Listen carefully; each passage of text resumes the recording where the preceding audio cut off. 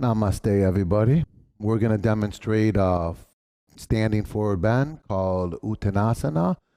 Melissa here is in child's pose, so we'll have you reach your arms forward, Melissa. Just lengthening those arms sweetly. Tuck under your toes. Come on up to down dog pose. So we're bringing you to Uttanasana from child's pose. And then why not just start to walk your hands towards your feet, Melissa? All the way up, bending the knees according to the intensity.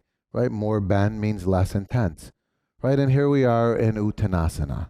Right? Now, when you're in Uttanasana, you want the feet spread a nice stable distance, pretty much same distance as down dog. The closer the feet, the more intense. So if you're jonesing for a little more intensity, you can bring the feet a little closer. And the wider the stance, slightly less intense. So you can play around with that. But basically what you want is stability for sure. Okay? And then also you can finagle with the intensity by having the legs straighter or more bent, okay, depending on what you're feeling. And remember, you're looking for a place somewhere between too much and not enough. In other words, you're not running away from a sweet stretch, but you're not going overboard. You know, you feel like you can stay calm and you feel safe, right? And the sensation is not too strong. Remember, as soon as you're feeling it, it's working. And then with your legs as straight as comfortable, you're just letting your arms, your head, your neck, your torso just dangle free. And thus you have Uttanasana, just a very gentle forward bend. Something else you want to engage here is your abdominal muscles. You want to lock them so they're firm for support. You know how the UPS driver, they wear those belts, right? Because they bend over so much and that belt gives them support. It helps them from injuring themselves, prevents them from injuring themselves. You have an internal belt. It's called your abdominals. So engage those abdominals. Right? Have the legs as straight as you need to find the stretch that you want.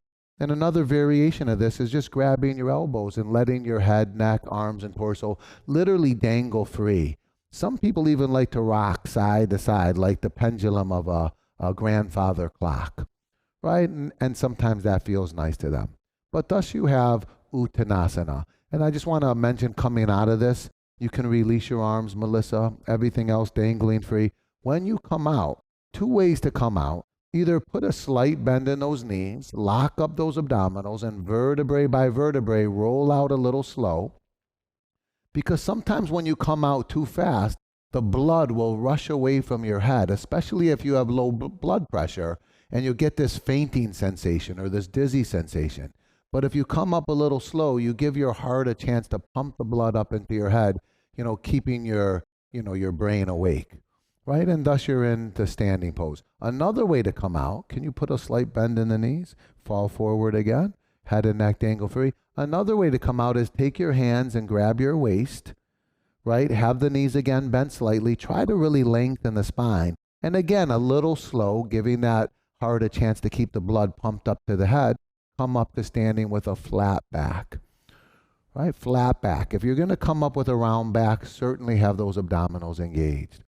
All right, these are the two ways to come in and come out. That was Uttanasana. Namaste.